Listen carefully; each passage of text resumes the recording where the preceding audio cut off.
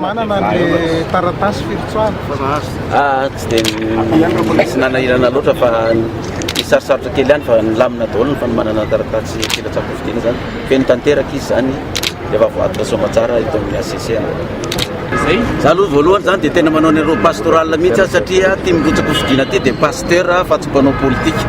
zay zany aloha mampiavaka azy tsara zany zay fa no makaraka an'izay miresaka laïcité de l'État tsisy lalàna mihitsy amin'ny laïcité de l'État hoe ny malagasy pasteur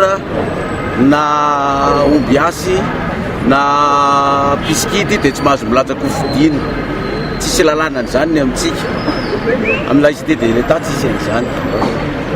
ka manana ny zopirenena malagasy ny malagasy rehetrarehetra afaka milatsaka fidina tsisy akanavaka tsisy akanilikilika tsisy sakatsakana programme anasanay fidinina anankitelo fotsiny miady amin'ny fahantrano faharoa ametraka ny tany tandalàna fahatelo amerina ny îles éparses eto Madagasikara zavatra tsy hain'olombelona zany fa hain'Andriamanitra.